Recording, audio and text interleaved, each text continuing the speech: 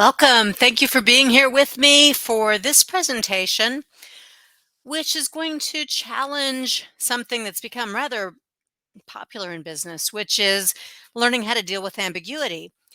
I'll just tell you up front, I'm not a fan of that particular competency or the emphasis that's been placed on it. So, we're going to talk about a better choice. That choice is around creating clarity. Before we do that, let me just give you a few ideas here about how to get the most out of this channel, the People First Potential channel on Bright Talk. For those who are completely new to Bright Talk, I'd like you to know that with just about any presentation, but certainly with the ones on this channel, underneath the screen where you see the slide displaying, there's a little tab. It says Attachments. And I hope you'll always, on our presentations, load up on those bonus resources that we've offered, starting with the PDF of the slides from this presentation. It should be right there somewhere within the attachments, might be near the bottom. But take that and use it to take notes throughout the presentation or to be reminded of some of the key points that we make here. Please notice that I've given you some other attachments and some links to related resources and to the People First Potential Leadership Academy. The Leadership Academy is a place where you can get all kinds of interactive content, whereas here on Bright Talk, it's one directional. At the Academy, we have very highly interactive workshops. Many of them are free. Oh, and big announcement, you're actually the first to hear this. I have been accredited for providing some SHRM content for recertification, continuing education credits. And so on People First Leadership Academy, which is the second URL that you see on this slide, uh, we're going to have a whole series. And look for those to be posted soon within the next week or so for those listening live to this presentation by mid-May of 2023. I'm Deb, and I really, really appreciate connections that we make beyond these Bright Talks. So whether it's at the Academy and you decide to be part of the community conversations happening there, or whether you decide to connect with me on LinkedIn or send me an email, my email address is right there for you too. In whatever way that it makes sense for you to connect with me, I hope that you will, because I like to do more than just these one-way presentations. I love the conversations and the questions that come out of these. If you are attending live, uh, don't hesitate to post your questions for me. If you have a question, probably people who are listening live or on demand later on will have a similar question. So I really do appreciate your responses. And whether you are listening live or later on demand, I also very much appreciate your comments and your reviews that you post. That helps other people to be able to see this content, and it helps me to know where I can make improvements or where you like what's happening so I can do more of the same. For today, what do I want you to know about me? Well, it's that today most of the presentation is going to be based on my conversations with coaching clients, those in HR and those in management, because I'm hearing some similar kinds of frustrations and trends that are popping up. And so this is my response to those. Here on this channel, we have content that is delivered live and is timely. It's generally in response to something that I've been hearing about. Those are once a month. And we also once a month do replays of popular content that you might have missed in the past. And so feel free to take a look around the channel. I've been doing this since 2016, so there's a lot of material here that's been available to you.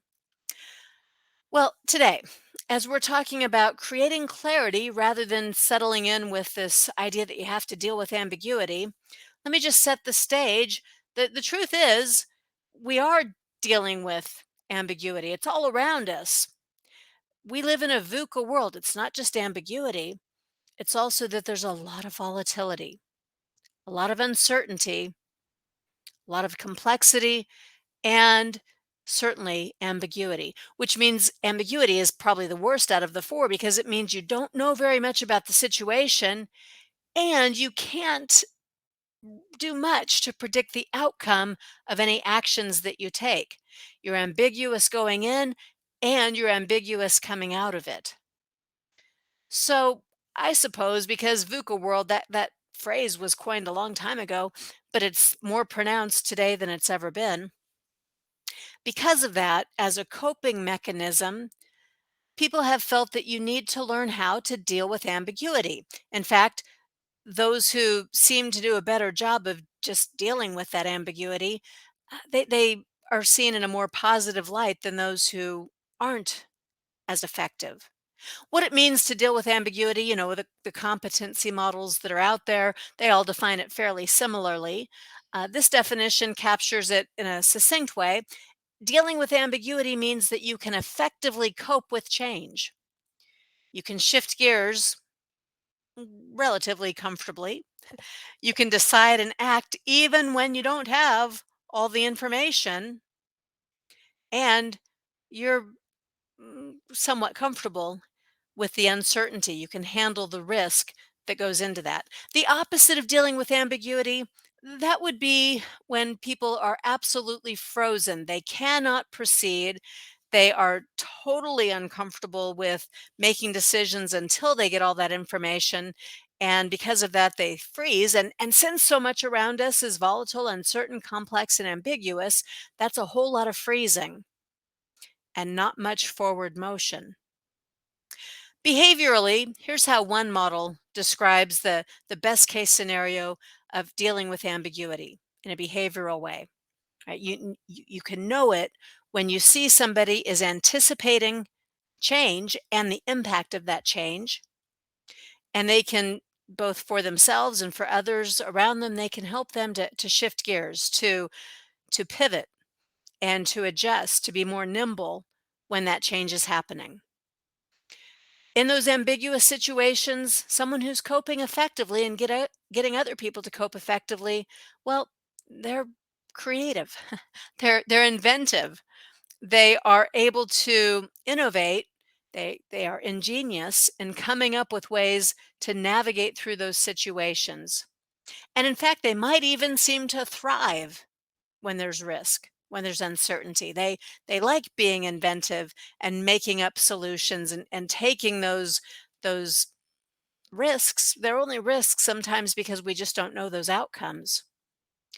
These are folks who more often have a growth mindset. They know that if they don't succeed because they tried something that was never done before or that may or may not be useful in the situation, they know that they can learn. They know that if they fail, it's not a personal strike on them.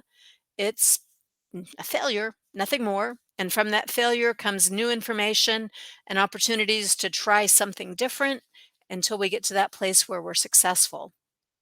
So, because they have that mindset, because they have that way of looking at the situation, they tend to be a little more calm about the ambiguity and volatility and uncertainty and complexity. And their calmness enables them to have more focus, even in the midst of constant change. And these are folks who, when all that's going on, they're displaying all those behaviors. One of the outcomes is that they are more productive. They're not frozen, they're more productive. So they're implementing procedures, they're constantly adjusting, they're making sense of things and proceeding in the midst of all of that other stuff that's going on. Now, this is not something, this competency that I'm describing, it's not something that comes naturally to everybody. People can learn and push themselves and adapt to do the things that I'm describing, the ones that are on screen. However, there are lots of people who have never been given the tools, the knowledge, the example of how to do this. All they've been given is an expectation that, hey, somehow they're supposed to figure it out on their own, how to deal with ambiguity. So let me paint you a picture. I want you to imagine for just a moment that you were going to make a drive. It's a beautiful drive. If you've never done it before in real life, I suggest you do it. And that is a drive going south on Route 1 in California from San Francisco on down the coast to about Monterey or maybe even Big Sur if you've got some extra time. I want you to envision that you're making this drive along Route 1 going south. You are, oh, why not? You're in a convertible. It's a beautiful day. You have your favorite music on the radio, and you're in just a little bit of a rush because you've got dinner plans there in Monterey. And so you're going to make this drive. It's going to take several hours. And as you're driving around along Route 1, a few things I'd want you to know. Since you're going south, what that means is on the left-hand side, the driver's side, you're going to see these beautiful redwoods. The sunlight will be streaming through them, and they're tall, majestic trees. They're absolutely beautiful. It's green because, well, it's California, and these trees along the coast, they're always green. It's very lush, spectacular. Now, on the right-hand side, because you're going south over there on the passenger side, well, over there, sometimes you're going to see trees, but oftentimes you're going to see the Pacific Ocean.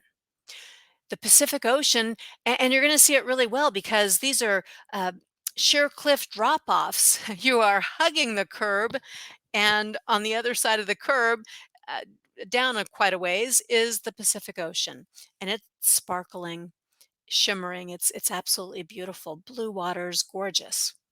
Now, Route 1 is also a narrow road. You have one lane each direction, and it's a curvy road.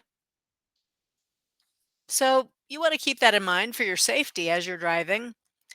But nonetheless, it's a convertible. It's a beautiful day, perfect temperature, and you're going to hopefully be enjoying this incredible ride with this beautiful scenery. Now, you're going about 55 miles an hour in most places. I'd like you to imagine that you're going about 55 miles an hour when you come to, oh, right about Santa Cruz, and you hit a deep, dense fog bank. A deep fog bank, because that's typical any time of day when you're making this drive. That fog bank is going to cause you to take some immediate actions. You will hopefully slow down. You will probably turn on your lights, but not your brights, just the low lights or the fog lights if you've got them. If you're like me, you're probably also turning down the music or shutting it off completely so that you can see better. It doesn't make sense, but it's all about concentrating. And you might grip the wheel a little tighter. You might lean in. Where the fog is at its thickest and you can't see a thing, you're probably at least looking at those yellow lines that divide your lane from the oncoming traffic in the other lane. And this is intense. You've got full focus. It doesn't feel so good because you really, really have to pay close attention now. Oh, but don't worry.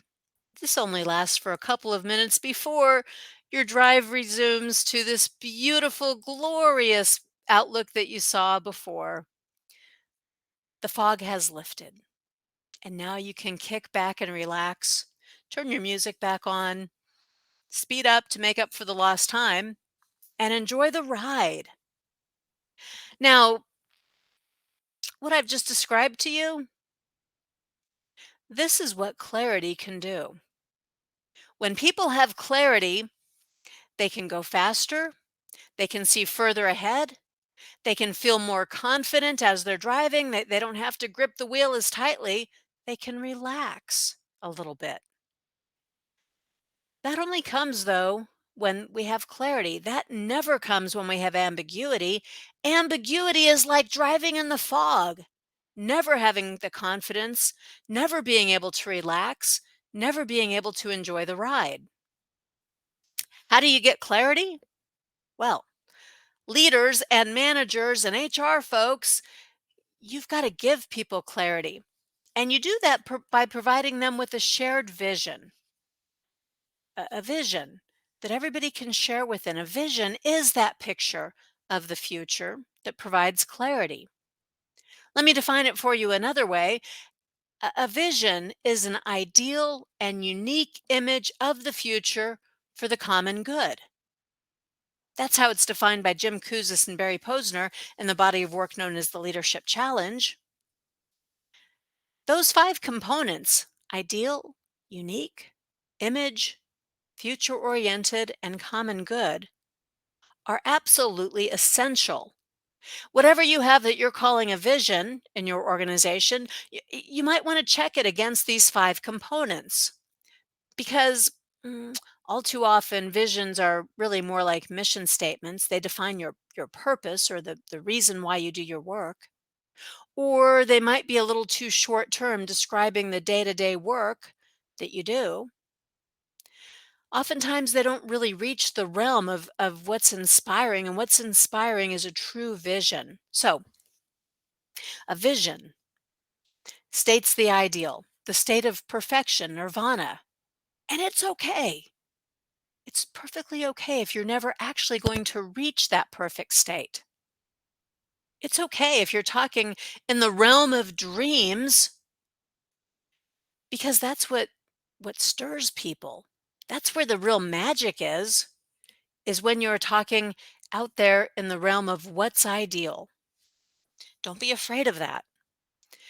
You know, I'll give you an example. Dr. Martin Luther King Jr., the famous speech, I Have a Dream. Throughout that speech, he's talking about an ideal. He's talking about, way back there in 1963, he's talking about his dream for the perfect state where all people come together at the table of brotherhood, where all people are viewed by the content of their character. And he knew, in other writings, he said, he didn't expect that people would get there in their own lifetime, in his lifetime. He expected it would take a long time to fully reach this ideal state. He acknowledged that. Now, I'm sure he didn't expect his life to be as short as it ended up being. But nonetheless, he didn't expect this to be something that would be fully realized in the near term. But he did view, as we all should when it comes to any ideal, he viewed every single step that brought us closer to it as a good thing. So in a vision, we talk about that ideal, that great big dream that might be way out in the future. And then we do our best to set the goals, to have the measurable objectives and the KPIs and the SMART goals that are going to get us every day, hopefully a little closer and a little closer to that ideal. But a vision is also unique. It's not what we've always done. It's not what everybody else is doing. In some way, to make it inspiring, there's something different about it. Something that's new, at least to this group of people. Something that is about the possibilities of the future. So it's both ideal and it's got something within it that's unique. Now, if your vision doesn't have a story or some imagery around it, you can also pump it up that way. We're doing all this to create clarity, to get rid of ambiguity. So when you have imagery or specific examples, you've got something that provides the clarity. People aren't making it up or making any assumptions. You don't have 500 different versions of it in a company with 500 employees. You've got a frame, imagery and examples and stories and specifics that bring it all together in a way that's familiar for everyone. Of course, because it's about the ideal, of course, it's future oriented. It's not a statement about what we do today. That's your mission statement or your purpose statement. Vision is different. And if it's going to be shared, as it should be, it's for the common good, the good of everybody who's involved, everybody who's impacted, everybody who's a part of this vision. They can see themselves within it. It's shared. When you do this, then you have clarity. This is how you get clarity. This is how you find a way to make it familiar for everybody, which is exactly what we're after. When you have a shared vision, an ideal, unique image of the future for the common good, you'll have to talk about it often. You can't just have a one and done. We created it, we slapped it up on the walls and on the website. We're done. We walk away. That won't get you a single bit of benefit out of it. You're going to use this clarity that comes from your vision. You're using that to inspire people. Now, the word inspire, that word is breathing life into. And just like breathing, you have to do this over and over and over again on a constant repetitive loop. Otherwise, people will forget. People won't realize that what you're asking them to do is in service of the shared vision, that all the pieces fit together, that you have that context wrapping around everything. And this is why it creates clarity, is because it's all about that vision. It's all about those steps that we're going to take to reach that shared vision. You have to repeat yourself too, because wow, in this busy, hurry up world, we are all on information overload all the time. We are inundated with way too many messages in a single hour of our day, let alone every hour of every day, 40 hours of the work week. We're inundated all the time. We're on cognitive overload, and you have to compete for share of mind. How much space is there in anyone's head, in anyone's memory, in anyone's current thought pattern? How much space is there? It's limited. And if you want your piece to be what's memorable, remembered, responded to, then you have to keep it alive. You have to repeat it, not didactically, not, in some sort of mundane fashion, but in a way that brings back that imagery, in a way that reminds people of this ideal, in a way that ignites and excites them. It's been said that quantity, repetition is even more important than quality, but that doesn't mean that there's no quality component at all. We want to make it believable, we want to make it personal, we want to make it relevant, and we want to keep doing that until other people are echoing what we say, and other people are threading the pieces together, and other people are doing some of that reinforcement too. Before we're done, I'll give you a little bit more information about how to make it really effective for reinforcement too. There's lots of things that you can do. Remember, we're going for clarity. Clarity is key. We don't want the illusion of communication when it comes to these important messages that offer clarity. We want to be really, really careful to communicate what and why and when and how. And if it feels like you're repeating yourself or stating the obvious, be okay with that, because this is the only way you help people from feeling like they're in the fog. It's the only way that you strip away some of that ambiguity and make it easier for people to enjoy the ride and to see further into the future and to go faster, which are all essential in a VUCA world when we're all just trying to do our best. So we're going to be clear. We're going to be repetitive if we have to be. We're going to create clarity. And let me show you a simple model for doing that. This comes from the book called The Advantage by Patrick Lencioni. If you've never read it, I strongly recommend that you do. And if you need some support on this, we've done this with a lot of our clients, help them to work out these questions and facilitate some fun sessions to be able to answer these questions, all in the interest of creating systems and communications that create and sustain clarity.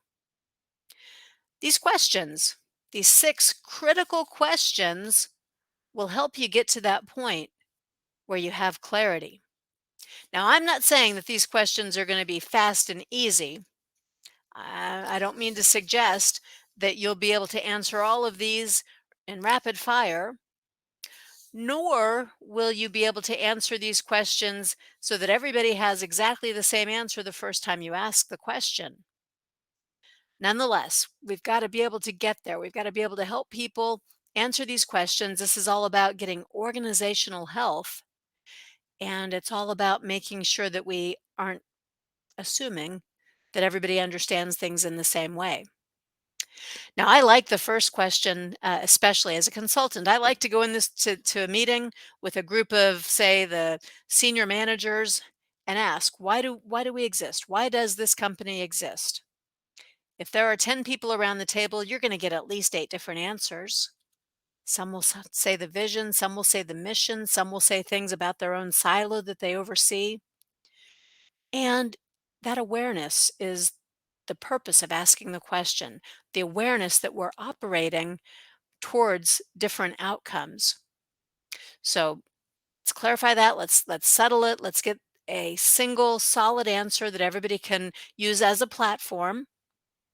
And now we need clarity about how we interact with each other as a leadership team, with our employees across the entire organization in ways that express our values and shape our culture. How do we behave? How do we behave in the public with our customers and our stakeholders and our vendors? We should know this and we should have some commonality around this. And here's, what do we do? This isn't about silos, it's about overarching. What do we as an organization, what do we do? What are people expecting from us, counting on us for? And how do we succeed? Do we even have the same metrics for success? Do we know the right things to do that will make us successful? Do we have clarity on our current priorities right now in this moment? Or is that an ever moving target because we're doing triage? We're forced into some sort of reactive mode because we don't have the first of these questions answered. And if we now know what's most important right now to serve the purpose why we exist, then who's got to do what? Who's got to do what to make that happen? Let me give that same information to you in a slightly different way. Whoops, my slides are jumpy today. The leadership team, I'm talking about the senior managers, the C-suite, the executives, those folks, right? They really do need to be passionately, emphatically committed to all the same reason. Everybody having the same reason, the clarity about why the organization exists. And we've got to have those behavioral values up there at the top first so that we can be good role models and examples and hold others accountable too. We've got to have that strategy of what success looks like and how we're going to be different from our competitors. And then we have to have goals, collective sense of unity and purpose, ownership for goals that we're going to achieve together, not by functions, but together as a leadership senior team. That means that people have to understand each other's roles and responsibilities for the senior team and for the work that they do day to day, how it's going to complement and impact what's going on in any other area. We have to have real trust to be able to ask those questions and to get to that level of depth in our understanding. And then, well, this clarity. Once we get it, we have to be able to talk about it in cohesive ways and be able to reference it so that we have context, so that our vision, our clear focus of the ideal, unique image of the future for the common good, so that we're reminding each other of that. And we're taking it as we cascade it throughout the organization, we're taking it to others too. And I said a moment ago that you have to repeat yourself as you're talking about your vision. Well, you have to repeat yourself with this clarity too. Once you have determined what's our purpose, what do we do, what are our behavioral values, what's our success, that's going to come from repetition as well. Don't worry, you'll feel like a broken record long before anybody else feels that way about your repetition of what you're describing. And your repetition, it's not like Polly want a cracker. You're not parroting something over and over and over again the same way. Hopefully, you're using a variety of methods to communicate. You've got asynchronous communication going on, so it's on your Slack channel as well as in your meetings and on some email or memo, and you've got some recognition programs. So when people are together, they hear about it in positive examples. You've got maybe some visuals around the office if people are sharing the same space. So, in various ways, you are using all these forums and opportunities to communicate these things that you've got to be clear about. Certainly, this is easier once you have taken the time to make it simple. You want to connect the dots. It's not nebulous. We don't want to create ambiguity even as we're creating clarity. But instead, we're getting very simple. We're stripping it down and we're telling people what this means to our department is, what this means to the people who do this job is, what this means for our future is, what this means when we go into this meeting is. Lots of translation to make it super clear and super simple. And as this message cascades, as this clarity cascades across the organization, we're doing everything we can to make sure that it's common. We're doing it the same way regardless of department. We're doing it in ways that are timed intentionally so that, one team doesn't hear something a week before another team hears it, because of course that second team is already hearing it on the floor, but they're not hearing it the way that you would be giving it to them if you took the time to thoughtfully, planfully communicate to everybody all at once. Here again, let's say it another way. You've got to take all six of those aspects of clarity. Those six aspects, they were the six questions. Why do we exist? How do we behave? What is it that we do? How do we measure and know we're successful? What is our top priority? What's most important right now? And who needs to do what in service of that top priority and of our vision? So all six aspects are clearly communicated to all employees, not some, not to a certain level, but all employees, so that we're in it together. There's inclusivity and a sense of belonging and less ambiguity. And that way you have a better chance of people reminding each other, even holding each other at peer level accountable. It means that meetings, this is a shocker, it's the benefit that is kind of the icing on the cake. Meetings become more effective and more efficient. Now we know the purpose of the meeting, the important outcomes of the meeting, the action items to follow up, the reason I should attend the meeting or not. We've got lots of meeting effectiveness and efficiencies that come out of this. And now employees can talk about it. They're not widget makers. They serve a higher purpose and they know that purpose. They see that purpose. They see how what they do fits into a bigger picture. We are also going to reinforce all this clarity. We're not just going to create it. We're not just going to communicate about it, but we are going to work really hard in everything that we do to sustain this clarity. And this has a lot to do with your people practices. So, what do I mean by that? I mean, you're going to build systems to ensure that this clarity carries through in all that you do. You're going to hire the right people, the ones who are most likely to behave in the ways that you've decided we behave around here, the ones who are going to communicate effectively so that that clarity doesn't get lost somewhere.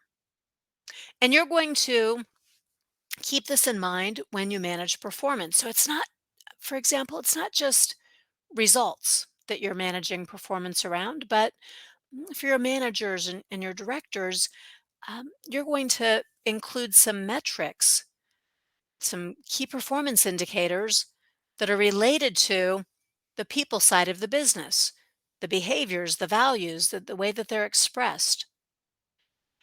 And that way, communication, for example, might become something that you show clearly you expect and you even measure and you coach and you review performance related to that managerial effectiveness, not just the results that a manager might drive. You may even have some rewards and recognition programs. If you don't already, y- recognize values in action. Here's an opportunity, right? We reward examples and specifics where people do work the way we want it to be done, not just the results, but the way the work is done. The right results and things are done the right way in accordance with our values. That's clarity. That's no longer a vague sense of what it means to exhibit our values, but instead of letting people operate out there with their own interpretations, you set the standards. You show them what it looks like. You reward and recognize examples that others can look up to and emulate. And it belongs even in your dismissals of employees. I have worked with a lot of organizations, sadly, where they keep people around who are toxic. I'll give you a classic example. You've got somebody on your sales team, they're the top seller or one of the top sellers. Their sales performance is outstanding. So, of course, you don't want to lose them. You're afraid of what will happen if you don't have those sales. But this person, one of the reasons they're a top sales performer is because, well, they mm, manipulate clients. They don't always exactly tell the truth. In fact, they have some write-offs. If you took those write-offs and you discounted it from their actual sales numbers, maybe they wouldn't be seen as a top seller. Or maybe they bend rules, and so they're constantly having to cram things through the production team or the operations folks to get these workarounds and deliver on customer orders that came in past deadline or with lots of special exceptions. This erodes profitability. And maybe if you were looking at profit instead of looking at revenue alone, maybe then they wouldn't still be seen as a top seller. When you keep people who perform at a high level but create great expense to the business in terms of morale or actual cost, you are sending a terrible message and you are not reinforcing clarity about how we do things here, about why we do what we do, about the ways that we're going to go about being successful. What you're doing is you're creating ambiguity. You're saying one thing and doing another, and that kind of ambiguity can be very, very dangerous for a team. So as you're reinforcing clarity, you're thinking about your values throughout, from the time you hire, as you manage performance. You're teaching people when you onboard them, you're teaching them the answers to those 6 questions so that they don't have to make any assumptions either. I mean, this becomes part of everything that you do. Everybody knows why you exist. Everybody knows how you do things around here, how you interact with each other. Everybody knows what the top priorities are right now for the entire organization and how that fits in with the roles and responsibilities that they have. And you create cohesiveness in your people practices, what you reward, what you recognize, what you give constructive feedback about, so that you have this alignment. That alignment is from clarity, and that alignment sustains that clarity. When you have that kind of clarity, you no longer have ambiguity. You no longer have the illusion of communication. Instead, you have real communication. People do understand. They understand commonly what people in this meeting heard, the folks in that meeting also heard. It was crystal clear. You've stripped out the ambiguity. You've lifted the fog to make it easier for people to do their jobs, to make it easier for them to go a little faster, and even to enjoy the ride. That's what strong leadership and good management do. They don't rely on some overreaching competency to put this responsibility back on individual contributors. I actually think that's lazy management. It's lazy and it's unfair if you have a competency that says dealing with ambiguity and you never give people clarity and the tools they need. You mark them down if they don't somehow miraculously figure things out that you weren't even willing to take the time to figure out. So, the aim here is to create clarity instead of letting people fester in a state of ambiguity, because you want your organization to be strong and healthy where you've lifted the fog. Here it is again. This is the URL for the Leadership Academy. Lots of other content over there that's more interactive. Come back to the Bright Talk channel and take these on-demand opportunities as often as you can. And don't forget, you're going to leave me a review. Let me know what you liked, what you didn't like, what you'd like to see more of. And let's connect in other ways too. Hey, thanks for taking the time to listen to this presentation. Let's do a little outtake here. It'll tell you about what's coming up next.